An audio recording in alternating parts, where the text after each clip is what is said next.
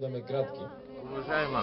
И днешния митинг, официален, позволен от Конституцията, сме го направили в Пловдив, защото София има футболно дерби, има агитки по улиците, има други протестиращи.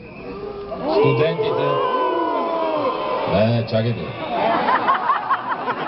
Студенти, други митинги и разбира се и контрапротест на управляващ. Аз... Не. Искам да...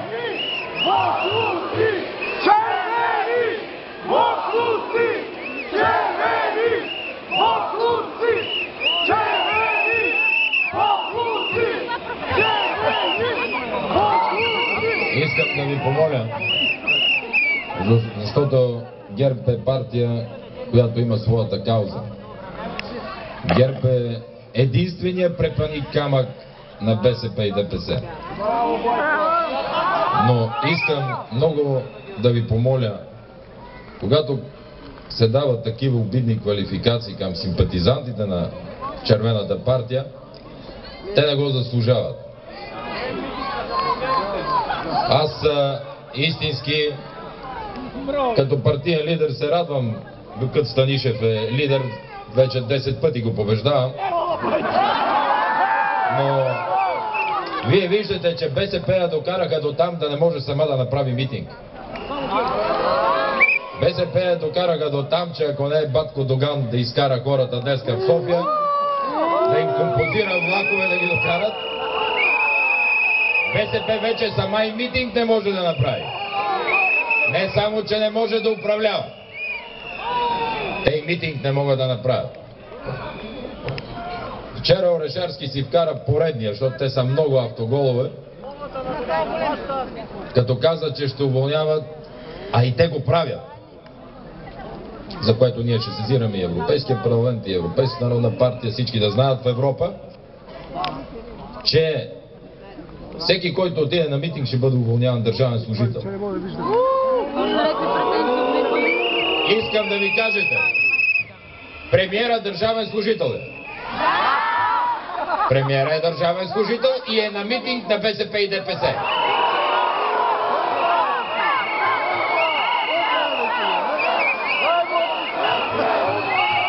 Нека веднъж поне Орешарски си удържи на думата. Само веднъж. И който е отишъл държавен служител на партиен митинг, да си подаде оставка. Той самия каза, че който отиде на митинг, ще бъде уволнен. И той е на митинг днес. Аз няма да го наричам премиер, защото България е имала добри премиери и той е обида за тази дума. Аз не бих коментирал това, докъде докараха да ходят по домовете на протестиращите, да притесняват хората. Докъде я докараха да не могат политическите лидери да отиват на работа или да излезат от дома си. Аз искам да ги питам, Станишев, Доган, Местан, когато управляваше ГЕРБ, някой не ги е пускал да излезат от домовете си? Или днеска, като гледам, края на улицата е пълна, площада е пълен. Дали нямаме по 100 души желаещи утре да отидат пред техните домове, както всеки ден стоят пред моя дом? Тези нагледци са си сложени на митинга днеска не на омразата. А кой я насажда? Ние ли отидохме пред техните домове да ми поболеят детето сега? Искам да ги предупредя, че ако детето не ми се оправи от това, което му причиниха днеска и няколко седмици подред, няма да имам пощада към тези хора. И ги предупреждавам, че Конституцията е написана, че частната собственост е свещена. Личният дом на човека си е личен и нямат работа там. Имаме централа, който иска да протестира, има Народно събрание, има Министерски съвет, има президентство. Кога ГЕРБ е ходил по домовете на хората? А Държавна сигурност ходеше ли по домовете на хората? Кой управлява реално сега държавата? Те възстановиха Държавна сигурност. И я възстановиха в най-тежки и порочен вид. Аз истински се надявам, че българската прокуратура, българския съд и всички институции в съдебната система ще изпълнят своето конституционно право да защитават всеки гражданин на България. Аз съм убеден в това и се надявам това да стане. Вие виждате, че дори най-елементарното, най-видното управлява БСП и ДПС с НДСВ, спират всички фондове на Европейския съюз.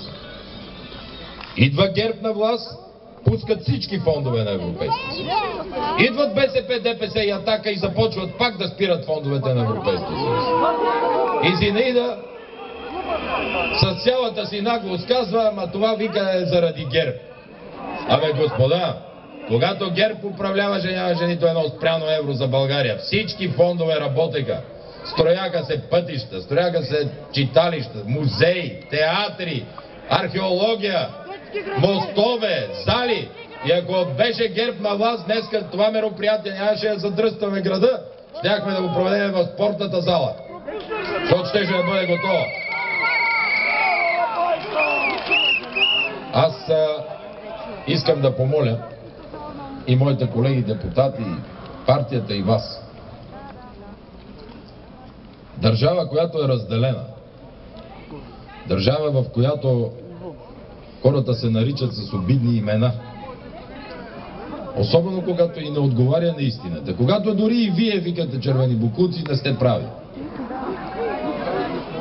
Аз имам такива приятели български мюсюлмани, които даже са ми повече от сестра ми.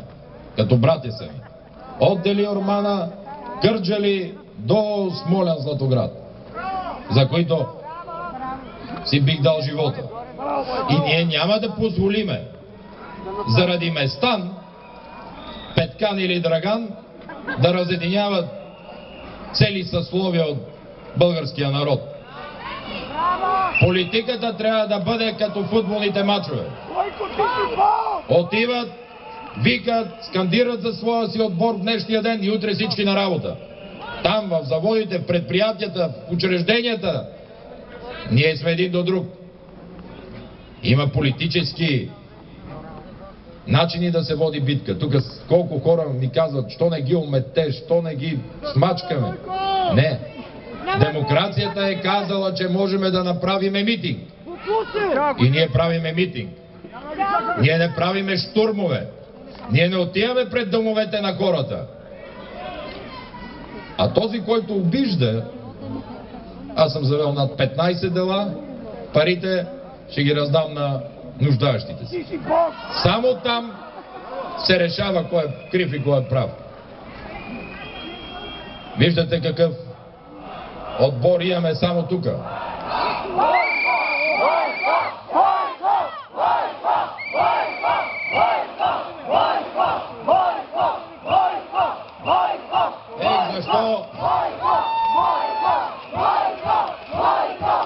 Защо ги няма социолозите тук и политолозите?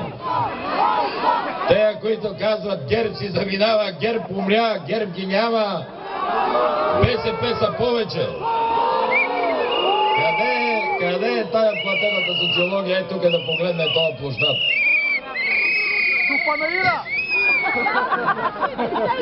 Аз от тая трибуна искам да ви призова вас.